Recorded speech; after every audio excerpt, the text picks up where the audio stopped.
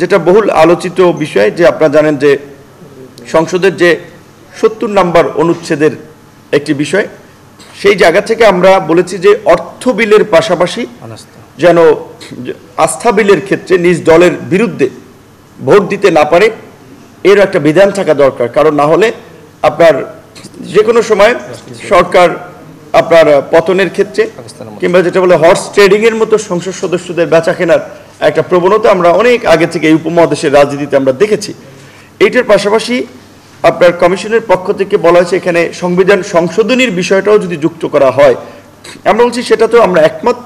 এবং সংবিধান সংশোধনের প্রক্রিয়াতে একটা বিষয় আলোচনা উঠে এসেছে যে আমরা বলেছিলাম যে সংবিধান তো কোনো রাজনৈতিক দলের বিষয় না, এটা গোটা জাতির বিষয়, এর জন্য একটা জাতীয় ঐক্য।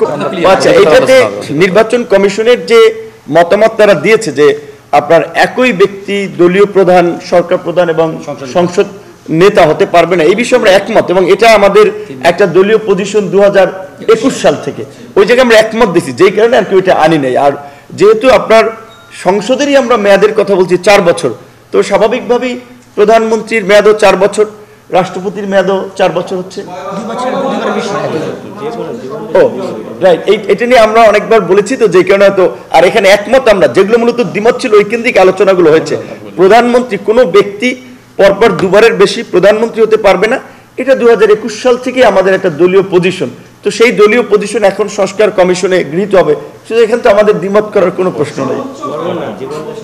না, আমরা একেবারে পরপর বলেন কিংবা সব মিলে আমরা পরিষ্কারভাবে বলেছি যে তার জীবদশায় দুবারের বেশি কেউ প্রধানমন্ত্রী হতে পারবে না, এবং 2 বার প্রধানমন্ত্রী হওয়ার পরে আবার ওই ব্যক্তি রাষ্ট্রপতি হতে পারবে না, রাষ্ট্রপতি অযোগ্য হবে, এটা আমরা বলেছি।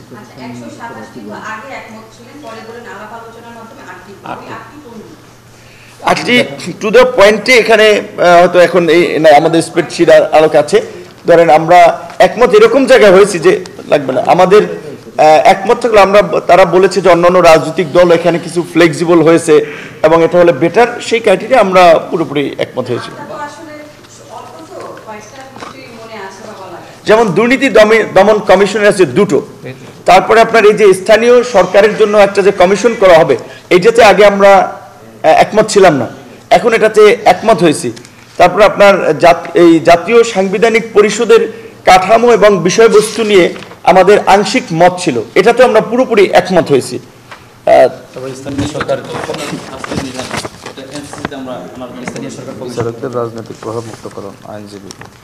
তারপরে আপনার এই যে বিশেষ করে এই পেশাজীবী সংগঠনগুলোর মধ্যে আপনার যে আপনার তাদেরকে রাজনৈতিক লেজুর ভিত্তি থেকে নিবৃত্ত করার জন্য ওই জায়গায় আমরা যেটাতে আপনার একমত ছিলাম না, সেখানে আমরা আলোচনার ভিত্তিতে কিছু বিষয়ের আলোকে আমরা একমত হয়েছি। হ্যাঁ, ওটা আমরা দিয়েছি।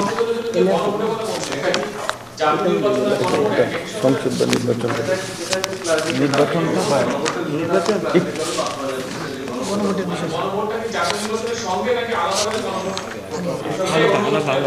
আমরা যখন এই আমাদের সংস্কার প্রস্তাবগুলো জমা দেই, সেখানে লেখাই ছিল যে জাতীয় ঐক্যমতের ভিত্তিতে এবং সংস্কারগুলো এই সরকারের অধীনেই বাস্তবায়ন হবে, সেখানে আমরা বলেছি এবং আজকে সেটাই বলছি, বাস্তবায়নের জন্য গণভোট, যেহেতু এই নতুন গৃহীত সংবিধানের অধীনেই আমরা নির্বাচন করতে চাই, আমাদের দ্বিকক্ষ বিশিষ্ট একটা পার্লামেন্ট কিংবা 100 নারী সদস্য, এই বিষয়গুলোতে সব দল একমত হচ্ছে, তাহলে তো এটা এখন থেকেই শুরু করতে হবে। শুরু করতে হলে এখন তো এটাকে অ্যাকসেপ্ট করার জন্য একটা প্রক্রিয়া বা আইনি বৈধতা দেওয়ার জন্য গণভোট করলে তো এখনই করতে হবে, নির্বাচনের একই সাথে করার তো সুযোগ নেই। কারণ আমরা এই নতুন সিস্টেমে এবং এই সরকার অধীনেই নির্বাচনটা চাচ্ছি, সংস্কারগুলোর বাস্তবায়ন চাচ্ছি। জি,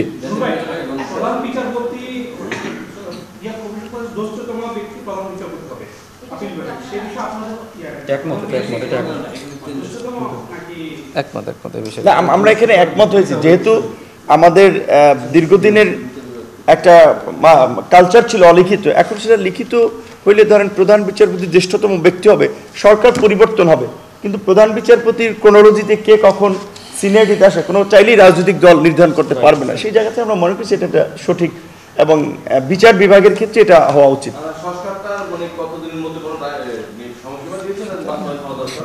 আমাদের একটা সম্ভাব্য তারিখ বিষয়ে আলাপ আলোচনা হয়েছে, আশা করা যাচ্ছে যে আপনার মে মাসের মধ্যে একটা এই কমিশন একটা ঐক্যমতে পৌঁছাতে পারবে।